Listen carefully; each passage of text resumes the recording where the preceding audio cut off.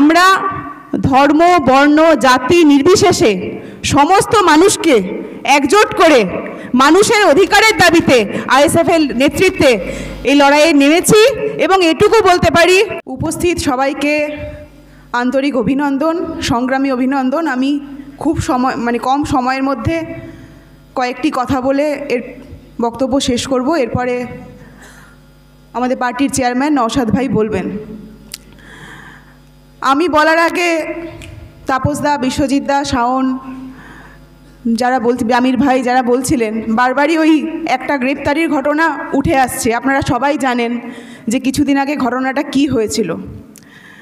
এখন যে কোনো ঘটনারই একটা নেগেটিভ সাইড থাকে, একটা পজিটিভ সাইড থাকে, ভালো মন্দ দুই দিকই থাকে।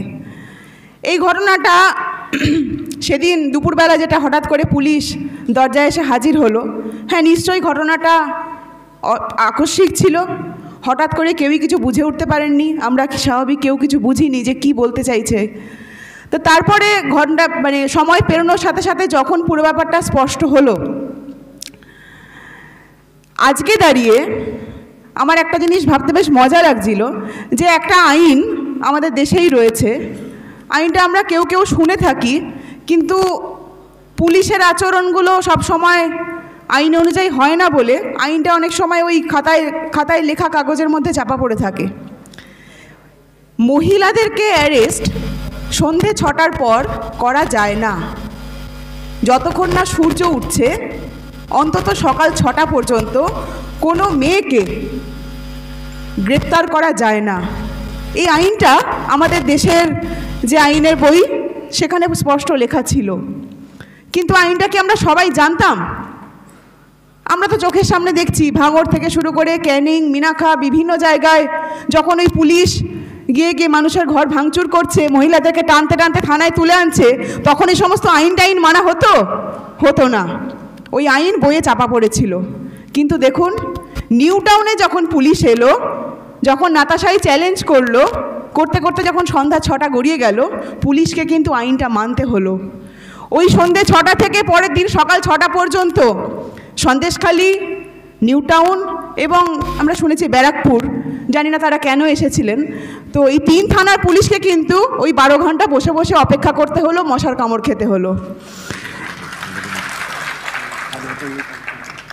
এই যে বিষয়টা, এবং এই পুলিশের এই অ্যাকশনটার মাধ্যমেই সবাই জেনে গেলেন কিন্তু যে পুলিশ কেন বসে আছে, জেনে গেলেন যে আইনে লেখা আছে 6টার পরে অ্যারেস্ট করা যায় না, তাই পুলিশকে বসে থাকতে হয়েছে। অর্থাৎ পুলিশের ওই ভূমিকাটা, পুলিশের ওই হঠাৎ করে বাড়িতে হানা দেওয়ার যে স্টেপটা, এই যে নেগেটিভ কাজটা করলো তার ফলে কিন্তু একটা পজিটিভ সাইড হলো। যারা সোশ্যাল মিডিয়া বা মিডিয়া ফলো করছেন তারা জেনে গেলেন যে পুলিশ 6টার পরে মহিলাদেরকে অ্যারেস্ট করতে পারে না। আমার বিশ্বাস আগামী দিনে আইএসএফ হোক কি অন্যান্য যে কোনো বিরোধী শক্তির বাড়িতে মহিলাদেরকে যদি অ্যাটাক করতে যায়, তাহলে প্রথম পুলিশকে ওই কথাটা একবার শুনতে হবে যে 6টার পরে এসছেন কেন, ফিরে যান। দ্বিতীয় কি, অ্যারেস্ট করার সময় ওই যে অ্যারেস্ট মেমো নেই, অ্যারেস্ট ওয়ারেন্ট নেই, কোনো সার্চ ওয়ারেন্ট নেই, পুলিশ ঢুকতে পারে না, এও তো আমরা জানি ঢুকতে পারে না। কিন্তু বাস্তবে পুলিশকে এগুলো খুব কম প্রশ্নের মুখোমুখি হতে হয়। কিন্তু যখন নাতাশা ওই চ্যালেঞ্জটা করলো, সেখানে পুলিশ কিন্তু কোনো উত্তর দিতে পারলেন না। 12 ঘন্টা 15 ঘন্টা ধরে তারা অপেক্ষা করে গেলেন। তারা এটা স্বীকার করতে বাধ্য হলেন যে তারা কোনো কাগজ ছাড়া লোকের বাড়ি ঢুকতে এসেছিল, এবং তাই তাদেরকে ওই 15 ঘন্টা বসে থাকতে হয়েছে, কারণ তারা বেআইনি কাজটা করছিল, আমরা নই। 15 ঘন্টা পেরোনোর পর তারা এলেন, গ্রেপ্তার করলেন। বাকিটা আপনারা প্রত্যেকেই জানেন যে কোর্টে আর কিছু বলার ছিল না, কোর্ট জামিন দিয়ে দিল। আমি এই ঘটনার বিস্তারিততে যাব না।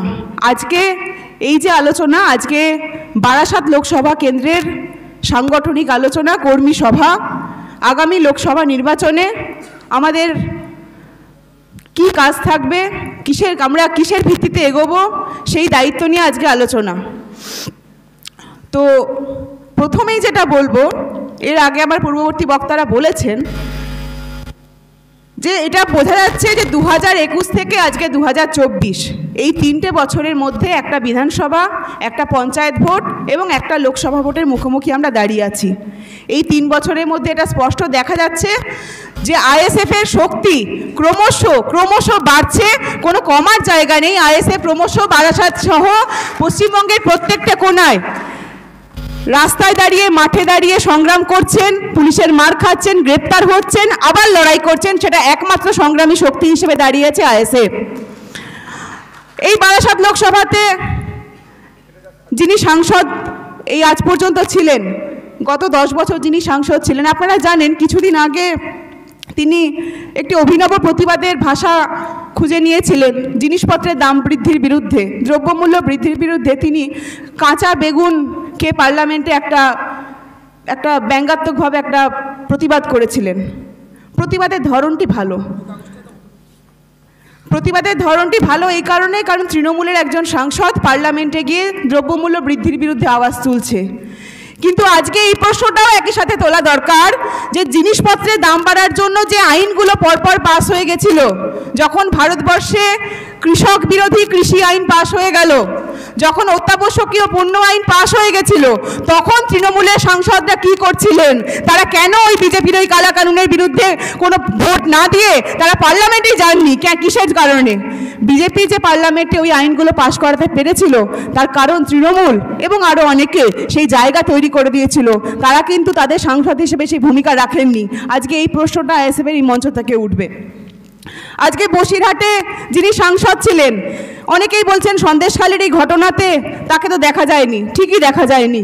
শুধু সন্দেশখালি কেন, গত 5 বছরে একের পর এক ঘটনা ঘটে গেছে। যখন এনআরসির বিরুদ্ধে মানুষ আন্দোলন করেছে, যখন আমফানে মানুষের ঘরবাড়ি বিধ্বস্ত হয়ে গেছে, যখন লকডাউনে মানুষের কাজ চলে গেছে, খাওয়া হচ্ছে না, তখন কিন্তু সেই সাংসদদেরকে পাশে দেখা যায়নি। আজকে আইএসএফ যে লড়াইটা করছে, আইএসএফ প্রথম থেকে এই স্বীকৃতির ভিত্তিতে লড়াই করছে, এই প্রতিজ্ঞার ভিত্তিতে লড়াই করছে যে আমরা অধিকারের জন্য লড়াই করছি।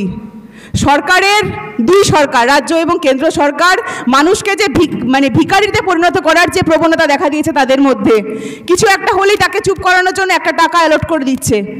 সরকারের টাকা তো পাবলিকের টাকা, তাহলে পাবলিকের টাকা যখন তারা মুখের উপর এইভাবে ছুড়ে দিচ্ছে এবং বারবার সেই ঘোষণা করছে যে আমাকে যদি ভোট না দাও তাহলে ওই টাকা বন্ধ হয়ে যাবে, আবাস যোজনার ঘর পাবে না, কি 100 দিনের কাজ পাবে না, কিংবা রেশন বন্ধ হয়ে যাবে, কিংবা লক্ষ্মীর ভাণ্ডার বন্ধ হয়ে যাবে। আইএসএফ এই রাজনীতি করছে যে কারোর কিছু বন্ধ হবে না, কারণ বন্ধ করার অধিকারই কারণ নেই। সরকার সাধারণ মানুষের, সরকার পরিচালনায় সাধারণ মানুষের নেতৃত্বে হবে এবং আইএসএফ সেই লড়াইটাই করছে যেখানে মানুষকে তার অধিকারের দৃষ্টিভঙ্গিতে দেখা হবে, তার অধিকারের লড়াইয়ের শরিক হিসেবে দেখা হবে, ভিক্ষার লড়াইয়ের নয়।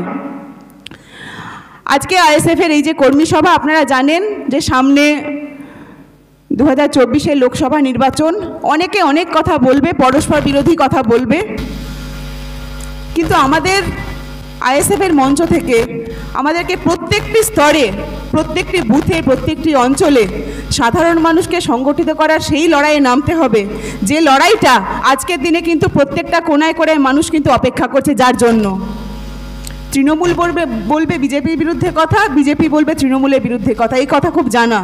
কিন্তু আইএসএফ আমরা কি বলবো?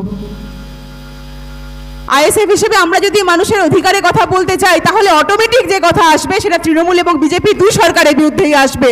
কারণ আমরা খুব ভালো করে জানি পশ্চিমবঙ্গে তৃণমূলের যে অগণতান্ত্রিক চেহারা, পশ্চিমবঙ্গে তৃণমূলের যে স্বৈরতান্ত্রিক চেহারা, সেইটাই পশ্চিমবঙ্গে বিজেপিকে জায়গা করে দিয়েছে। যদি সেটা না থাকতো তাহলে আজকে বিজেপির মতো সাম্প্রদায়িক শক্তির জায়গা এখানে থাকতো না। 2019 সালে বিজেপি যা ভোট পেয়েছে আর 2014 সালে বিজেপি যা ভোট পেয়েছে, এই বারাসাত লোকসভায় তার কোনো তুলনা হয়? 2014-তে বিজেপি খুব সামান্য কিছু ভোট পেয়েছিল, তারপরে 2019-এ এত বাড়লো কী করে? বেড়েছে, তার কারণ হচ্ছে 2014 থেকে 19 এই সময়টা জুড়ে তৃণমূলের যে অগণতন্ত্র, তৃণমূলের যে একচেটিয়া শাসন, যে শাসনে মানুষ অতিষ্ঠ হয়ে গিয়ে হয়তো বিজেপিকে ভোট দিয়েছে। কিন্তু আজকে আমরা ধর্ম, বর্ণ, জাতি নির্বিশেষে সমস্ত মানুষকে একজোট করে মানুষের অধিকারের দাবিতে আইএসএফের নেতৃত্বে এই লড়াইয়ে নেমেছি। এবং এটুকু বলতে পারি, এবং আপনারা যখন এখানে আছেন আমি জানি আপনাদেরও প্রত্যেকেরই এটা মনের কথা, যে এই লড়াইয়ে আইএসএফ ততদূর অবধি লড়বে যতদূর অবধি না এই দুই স্বৈরতান্ত্রিক শক্তিকে পরাস্ত করা যায়। আইএসএফ শেষ পর্যন্ত সেই লড়াইটা লড়বে। আমি আমার বক্তব্য আর দীর্ঘায়িত করছি না, আমার বক্তব্য শেষ করছি। সংবিধান বাঁচানোর দাবিতে, দেশে আইনের শাসন প্রতিষ্ঠা করার জন্য, দেশে স্বৈরতন্ত্র মোছার জন্য, ফ্যাসিবাদের বিরুদ্ধে লড়াইয়ের জন্য আইএসএফের নেতৃত্বে যে লড়াই শুরু হয়েছে, আগামী দিনে আপনাদের প্রত্যেকের নেতৃত্বে সেই লড়াই আমরা এগিয়ে নিয়ে যাব। ইনকিলাব জিন্দাবাদ, ইন্ডিয়ান সেকুলার ফ্রন্ট জিন্দাবাদ।